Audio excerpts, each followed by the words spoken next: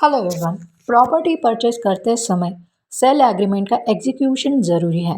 Sale agreement में property purchasing related property detail के साथ उसका मुआवजा यानी कंसिडरेशन, पेमेंट कब कैसे कितना देना है, सेल डीड रजिस्टर कब होगा आदि सारी चीज़ें और बाकी सारे टर्म्स एंड कंडीशन भी मेंशन की जाती हैं। लेकिन सबसे महत्वपूर्ण सवाल ये होता है, क्या सेल एग्रीमेंट रजिस्टर करना ज़रूरी है या फिर अनरजिस्टर्ड सेल एग्रीमेंट कितने समय तक वैलिड रहता है? क्या सेल डीड एग्रीमेंट से प्रॉपर्टी आपके नाम ट्रांसफ़र होगी? इन सारे सवालों के जवाब आपको इस वीडियो में मिलेंगे। वीडियो में आप अंत तक बने रहिए।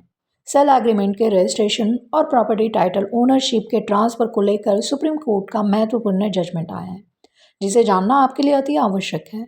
सुप्रीम कोर्ट के जस्टिस सुधांशु धूलिया और के विनोद चंद्रन ने इस केस की सुनवाई की, जहां रिस्पोंडेंट जिन्होंने 1982 में एग्जीक्यूट किए गए अनरजिस्टर्ड सेल एग्रीमेंट के आधार पर ओनरशिप क्लेम की थी, और ये अनरजिस्टर्ड सेल एग्रीमेंट भी ओरिजिनल ओनर से नहीं बल्कि उसके पावर ऑफ अटॉर्नी होल्डर द्वारा बनाया गया था।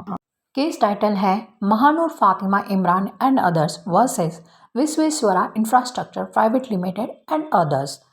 रिस्पोंडेंट ने हाईकोर्ट से रीट पिटीशन द्वारा Telangana state industrial infrastructure corporation limited के अगेंस्ट डिस्पोजेशन यानी प्रॉपर्टी खाली करवाने के विरुद्ध प्रोटेक्शन मांगा।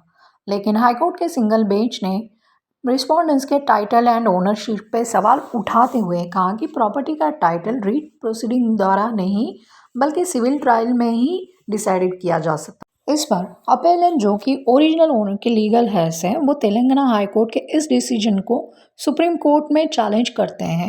सुप्रीम कोर्ट ने इस पर निर्णय देते हुए हाई कोर्ट के फाइंडिंग्स को असाइड कर दिया।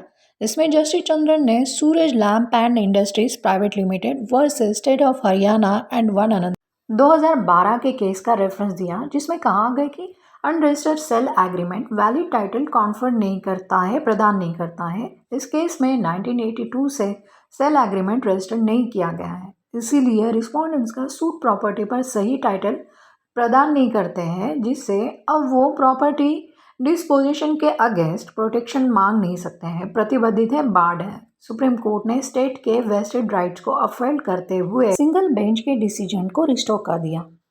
वीडियो को जानकारी आपको यूजफुल लगी हो तो लाइक शेयर सब्सक्राइब कर दीजिए। मिलते हैं नेक्स्ट वीडियो में कानून की नई जानकारी के साथ।